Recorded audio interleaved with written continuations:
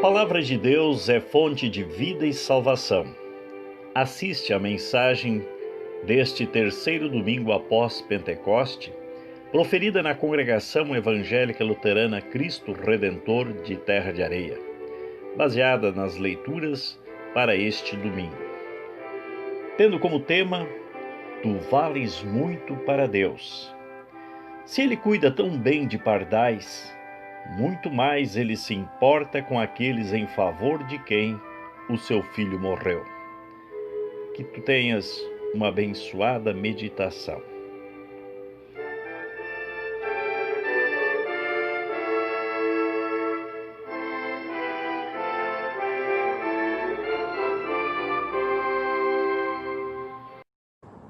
Que a graça de nosso Senhor Jesus Cristo, o amor de Deus e a comunhão do Espírito Santo seja com todos vós. Quando queremos meditar no texto do Evangelho para este próximo domingo, que é o terceiro domingo após Pentecostes, destacando o versículo 31 que diz assim: Não temais, bem mais valeis vós do que muitos pardais. Durante esse período aí da pandemia, diversas vezes observei repórteres se referindo a 200 mortes, 500 mortes, como parecendo nem ser tanto, comparadas com as milhares em outros locais. A maioria das vezes observei que eles se deram conta de dizer que 100, 200 ou 300 não representava tanto, quando na verdade uma morte já nos causa tristeza, ou certamente por cada uma destas mortes muitas pessoas, dezenas ou centenas de pessoas sofreram e se entristeceram. No mundo, talvez especialmente na atualidade, o ser humano é desvalorizado. Cada pessoa é vista como apenas uma, dentro de um contexto de 7 bilhões de pessoas. O que são 3 mil chineses para uma nação tão populosa como aquela? O que são as dezenas de milhares de pessoas já mortas no Brasil para um país do tamanho como o nosso? Representa muito, ou pelo menos deveria representar muito a qualquer pessoa em qualquer situação. No nosso texto, Jesus faz um comparativo tentando mostrar aos seus discípulos a importância deles. Ou ele se refere aos pardais. No princípio, a gente pode dizer assim: então Jesus disse que nós valemos um pouquinho mais que algum pardal, ou que alguns pardais. Não foi isso que Jesus disse. Eu nunca vi alguém comprando um pardal pelo como animal de estimação, porque são uma infinidade que existe por aí, não são valorizados pela quantia que tem, logo não tem valor nenhum. E se algum menino quiser vender um pardal, provavelmente nem encontre comprador para ele, e muito menos conseguirá algo em troca. Mas Jesus diz: vocês valem muito mais do que muitos pardais. O que Jesus coloca no comparativo é o seguinte: estes pardaizinhos que não valem nada, que são desprezados, são cuidadosamente guardados, alimentados pelo Pai Celestial. E aí, ele diz: quanto mais vocês, que são pessoas especiais, pessoas em favor de quem Deus enviou o seu próprio Filho para que ele desse a sua própria vida em favor destes. Quer dizer, este é o preço que nós valemos, um preço que apenas poderia ser pago por o próprio Filho de Deus, Jesus Cristo, nosso Salvador. Quanto mais Deus valoriza, prestigia e cuida destes seus filhos, cuida deles espiritualmente, oferecendo-lhes graciosamente o perdão dos pecados, e cuida destes também como atendendo às suas necessidades materiais, terrenas, necessidades físicas. E aí nós vamos entender melhor a relação disto com a leitura do Salmo que nós tivemos antes, a leitura do Salmo 91, aonde o salmista está se referindo também a estes cuidados do Pai Celestial. Nós vamos compreender essa leitura dentro de um contexto maior.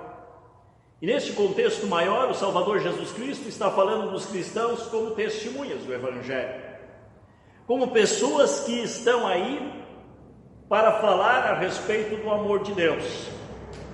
Mas nós só conseguimos falar desse amor de Deus quando nós entendemos este prestígio que nós temos diante do Pai Celestial. Convém lembrar aqui de novo, nós não temos esse prestígio diante de Deus por nossos próprios méritos, por nós termos feito alguma coisa merecida.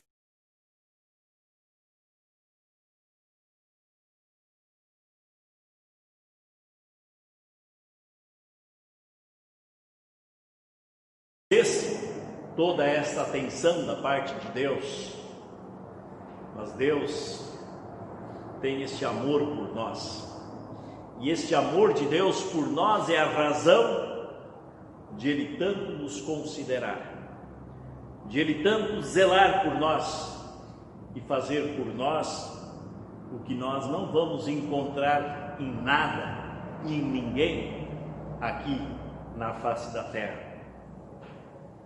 Quando nós temos consciência disto, nós passamos a falar a respeito do amor de Deus às outras pessoas. E o texto do profeta Jeremias é um exemplo disso. O profeta Jeremias, aqui no seu livro, ele de certa forma inicia lamentando assim: ó Deus, eu não aguento mais as perseguições, os maus tratos, o desprezo que eu recebo, pelo fato de eu falar de Ti às outras pessoas, porque eu preciso sempre, continuamente falar a elas que eles debocham, que elas estão rumando a condenação e que elas têm os meus voltar para Ti, que elas sofrerão a destruição se não mudarem de vida contra mim, para me derrubar. Mas daí Jeremias diz assim: eu já pensei em ficar quieto, em não falar nada de Ti mais. Mas daí existe algo dentro de mim que parece queimar. Existe uma coisa dentro de mim que me motiva, que me faz eu abrir a minha boca e continuar testemunhando do Teu amor. É porque ele tinha consciência do quanto Deus era gracioso para com ele. E este amor de Deus para com ele fazia com que ele se sentia na obrigação de testemunhar a mensagem de Deus ao povo de Israel. Mas ao final do texto, o Jeremias então coloca: olha, o que nós precisamos realmente é louvar e engrandecer ao nosso Deus. Ele diz assim: cantem ao Senhor Deus, louvem ao Senhor, porque Ele livra os pobres do poder dos maus. Jesus fala aos discípulos, na parte inicial do Evangelho, ele diz que se o Mestre foi tratado desta forma, quanto mais sofrerão os seus seguidores, os seus discípulos. Se eles o chamaram de Belzebu, ou demônio, certamente coisas muito piores dirão com respeito aos seus seguidores. Essas palavras são um desestímulo geral ao testemunho cristão. Mas Jesus diz assim: não tenham medo, não se assustem com isso, pois Deus vai reverter esse cenário. Deus vai inverter os papéis e chegará um momento em que aqueles que se consideram vitoriosos serão os derrotados e aqueles vistos como insignificantes e derrotados receberão a vitória. E é na sequência do Evangelho que Jesus então apresenta este quadro comparativo da importância que nós temos diante de Deus e os cuidados que Deus tem para com cada um de nós. Trazendo isso para a nossa realidade, nós podemos lembrar dos dias atuais.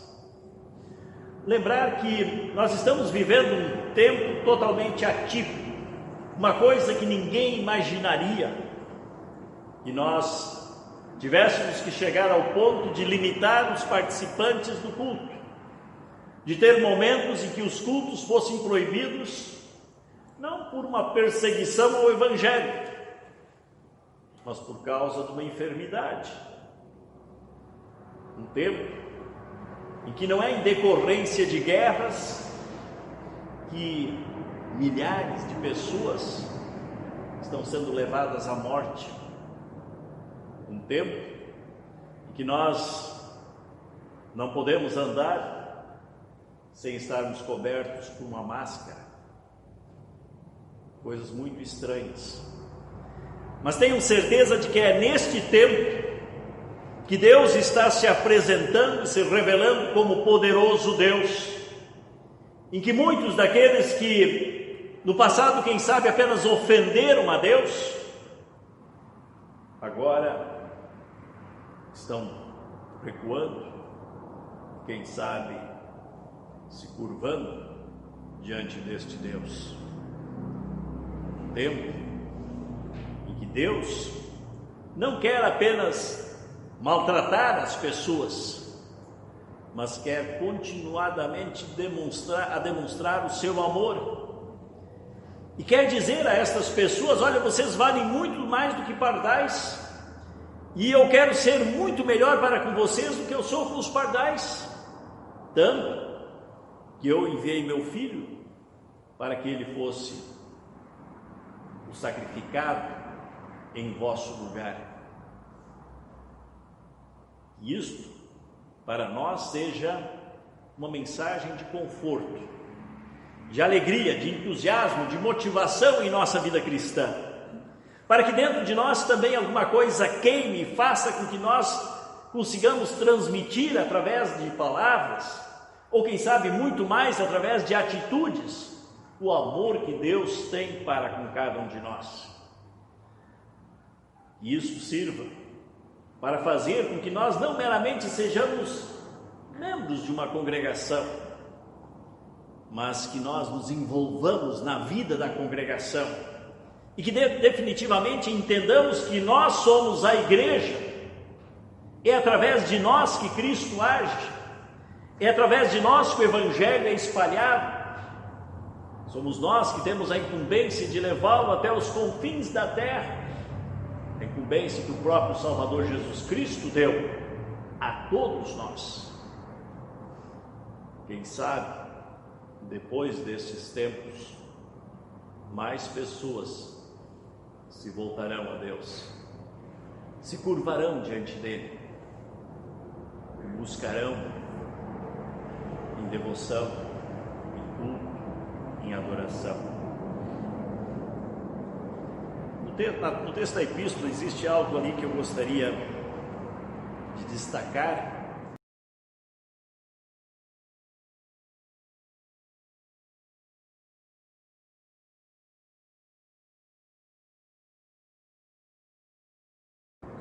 onde o apóstolo Paulo, ele fala de que somos controlados pela graça.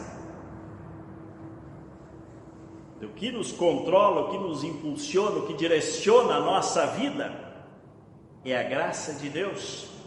E o apóstolo Paulo diz que nós somos assim controlados pela graça para fazermos o que é direito, que ela nos motive para cumprirmos com a vontade de Deus, o amor de Deus a tal ponto que nós não mais nos calemos, mas que prazerosamente levemos este evangelho a outras pessoas. Este evangelho que é fonte de consolo, de orientação, que proporciona a todos a possibilidade de, no dia do julgamento final, não sermos desconhecidos do Salvador Jesus, mas bem conhecidos dele, a tal ponto de ele dizer ao Pai Celestial: este aí também é um em favor de quem eu padeci e morri. Amém.